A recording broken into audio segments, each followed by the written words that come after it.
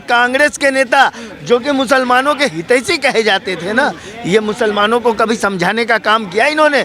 मुसलमानों को बताने का काम किया कि जिस भूमि पे किसी आक्रमणकारियों ने मस्जिदें बना दी, उसको तुम्हारे लिए पूजा का स्थल बना दिया, वो भूमि किसी और की थी, किसी और की है।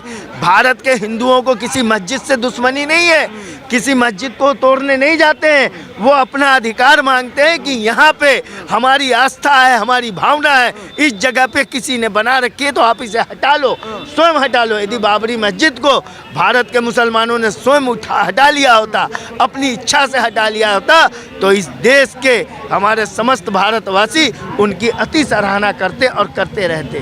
सनवर खान जी, मैंने पहले आपको देखा था, बहुत दिन पहले आप तो कभी कांग्रेस की बड़ी तारीफें बांधा करते थे। ये जो हृदय परिवर्तन हुआ, इसके पीछे क्या वजह? हृदय परिवर्तन की बात नहीं, कांग्रेस की तारीफ करने की वो बातें थी जो कांग्रेस ने हम लोगों को समझाया और सिखाया था, जो हम लोगों के मन मस्तिष्क में शुरू से ही बैठा हुआ था कि नहीं भाई नहीं, ये बीजेपी वाले, आरएसएस वाले, हिंदू महासभा वाले तुम्हारे दुश्मन है। जब मैंने थोड़ी पढ़ाई लिखाई की, थोड़ी समझ आई, हमारी जो है कि सद्बुद्धि हुई, तब मुझे पता चला कि यार सबसे बड़े तो हितैषी हमारे यही है, मुन्ना सनवर खान। अरे सनवर खान जी, भगवा काहे डाल लिया?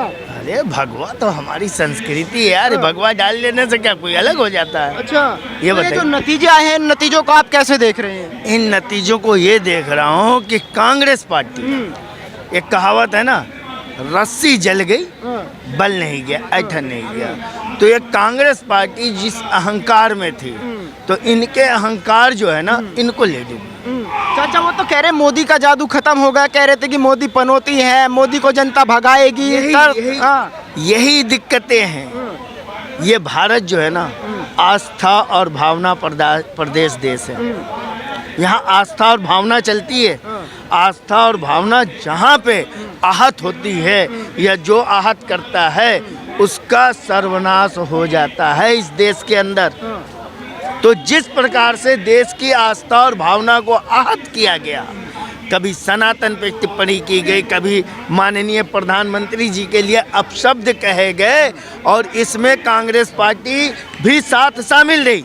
हालांकि कांग्रेस पार्टी को जिन्होंने सनातन का अपमान किया, जो रामचरितमानस पे, राम पे, यहाँ के देवताओं पे, भारत की संस्कृति पे उंगलियां उठा रहे थे, कांग्रेस पार्टी को आगे बढ़ करके उनका विरोध करना चाहिए, परंतु कांग्रेस पार्टी खुद उसमें शामिल हो गई। यानी आपके कहने का मतलब है कि जिस तरीके से सनातन को लेके बयान दिए गए और कांग्रेस का उस मुद्दे पे चुप रहना, वो उनको भारी पड़ गया। बिल्कुल बिल्कुल भारी पड़ गया। मैंने कहा ना कि ये भारत हमारा जो देश है ना, ये आस्था और भावना प्रदेश देश है। यहाँ आस्था और भावना की सबसे पहली मान्यता होती है। जिस प्रकार से आपने देखा कि अभी राम मंदिर का निर्माण हो रहा है और ये 22 तारीख को वहाँ पे जो है कि प्राण प्रतिष्ठा हो रही है, लोगों के लिए उद्घाटन हो रहा है, तो इस राम मंदिर के बनने का पूरा श्रेय भारत के आरएसएस, हिंदू महासभा, भारतीय जनता पार्टी, इनको जाता है। लेकिन आपने कभी स्वीकार नहीं किया। आपने यदि स्वीकार कर लिया होता कि राम मंदिर का ताला मैंने खुलवाया था, राजीव गांधी जी ने खुलवाया था, यदि राहुल गांधी खुल कर के कहते कि भगवान राम समस्त भारतवासियों के हमारे भी है और हमारे पिताजी ने ताला खुलवाया, वहाँ पे जो है कि पूजा का अधिकार हमारे पिताजी के द्वारा मिला, लेकिन ये सदैव चुप रहे। कभी इन्होंने राजा रामचंद्र जी के बारे में कहीं भी उनको मर्यादा पुरुषोत्तम जिनको कहा जाते हैं, उनके प्रति इन्होंने कभी मर्यादित बयान दिया ही नहीं। एक प्रकार से क्या लग रहा है, अगर 2024 की बात करें तो क्या अब लग रहा है कि एक तरफा नरेंद्र मोदी को टक्कर देने वाला कोई नेता नहीं बचा? बिल्कुल कोई नहीं बचा। एक तरफा नरेंद्र मोदी जी को टक्कर देने वाला आज भारत की धरती पे कोई नेता नहीं बचा, क्योंकि उन नेताओं के अंदर वो सद्बुद्धि नहीं है जिससे हम देश और देश की जनता को जोड़े रखे, जिससे हम देश और देश की जनता को गले लगाए रखे। इन्होंने हमेशा बंटवारे की राजनीति की, हमेशा भेदभाव की राजनीति की, हमेशा हिंदू मुसलमान की राजनीति की। ये हिंदू मुसलमान की राजनीति का जो दावा करते हैं ना कांग्रेस पार्टी, ये कांग्रेस की ही देन है भारत के अंदर। भारत जब से आज़ाद हुआ, जब से भारत का विभाजन हो गया, एक देश बन गया पाकिस्तान, उसके बाद जो हमारा आज़ाद भारत था, इस भारत के अंदर जो ज्वलंत मुद्दे थे जो आस्था और भावना को प्रेरित करते थे, उन ज्वलंत मुद्दों को जो है ना कांग्रेस ने कभी सुलझाने का काम नहीं किया। उन्होंने उस मुद्दों को अटका के रखा। वही मुद्दे जा करके कांग्रेस को नीचे दिखाने का, गर्त में डालने का वही कारण बना। आज भी देश के अंदर हमारे दो ज्वलंत मुद्दे अभी बाकी हैं, मथुरा और काशी। ये बात सनवर खान जी बोल रहे हैं। बिल्कुल, ये ज्वलंत मुद्दे हैं। इन मुद्दों को जो है कि देश के ये कांग्रेस के नेता जो कि मुसलमानों के हितैषी कहे जाते थे ना, ये मुसलमानों को कभी समझाने का काम किया इन्होंने? मुसलमानों को बताने का काम किया कि जिस भूमि पे किसी आक्रमणकारियों ने मस्जिदें बना दी, उसको तुम्हारे लिए पूजा का स्थल बना दिया, वो भूमि किसी और की थी, किसी और की है। भारत के हिंदुओं को किसी मस्जिद से दुश्मनी नहीं है, किसी मस्जिद को तोड़ने नहीं जाते हैं। वो अपना अधिकार मांगते हैं कि यहाँ पे हमारी आस्था है, हमारी भावना है, इस जगह पे किसी ने बना रखी है तो आप इसे हटा लो, स्वयं हटा लो। यदि बाबरी मस्जिद को भारत के मुसलमानों ने स्वयं हटा लिया होता, अपनी इच्छा से हटा लिया होता, तो इस देश के हमारे समस्त भारतवासी उनकी अति सराहना करते और करते रहते।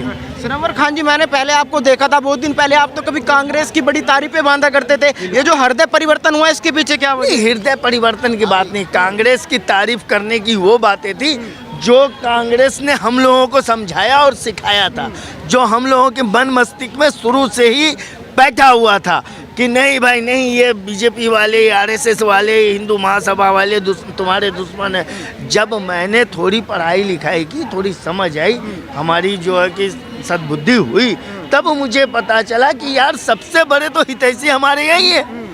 तुमने तो सिर्फ लड़ाने का काम किया था, तुमने तो सिर्फ मुसलमानों के कंधे पे बंदूक रख के चलाने का काम किया था। तुमने उन मुद्दों को सुलझाया क्यों नहीं, जिसकी वजह से आज भारत के मुसलमानों पे उंगलियां उठती है। उन मुद्दों का आप बहुत दिन तक आप शासन में रहे, सत्ता में रहे, आपके पास सारे अधिकार थे, आपने उन मुद्दों को सुलझाने की कोशिश क्यों नहीं की, ये बताइए। राजस्थान की बात करें, गहलोत जी आज भी कह रहे हैं कि भाई ये बाद में हिंदू मुसलमान वाला कार्ड लेके आए, वो उनका कार्ड चल गया, इसलिए हम फेल हो गए। बिल्कुल गलत। इस देश में भारत के लोग जान चुके हैं कि हिंदू मुसलमान का कार्ड, धर्म जाति का कार्ड इस देश में नहीं चलने वाला। इस देश में मान और मर्यादा का कार्ड चलेगा। आप मान सम्मान दोगे, आप किसी को इज्जत दोगे, आप किसी की आस्था और भावना का सम्मान करोगे, आपकी सदैव जीत होगी। लेकिन इन कांग्रेस पार्टियों ने भारत और भारत की आस्था, इसका जो है कि अपमान किया, यहाँ की भावना को, लोगों को ठेस पहुँचाई। आपने इतने दिन हो गए शासन में, आपने कभी इस देश के लिए सोचा कि देश में इतने वर्ग हैं, इतनी जातियाँ हैं, इतने धर्म हैं, सभी मिलजुल करके रहे? आपने हमेशा बांटने की नीति की, आपने हमेशा दूर रखने की नीति की, आपने हमेशा अलग करने की नीति की, आपने जोड़ने की कभी नीति ही नहीं की। हमारे प्रधानमंत्री जी खुल के बोलते हैं सबका साथ सबका विकास, लेकिन आपने सिर्फ एक वर्ग, एक लोग, एक पार्टी, एक ये करके अपने अहंकार को जताया कि हम ही हैं, हम ही हैं। आप क्षेत्रीय दलों को देखिए ना, चाहे वो समाजवादी पार्टी हो, चाहे कोई भी प्रदेश के छोटे मोटे पार्टी हो, उन पार्टियों को आपने कभी महत्व नहीं दिया अपने आगे।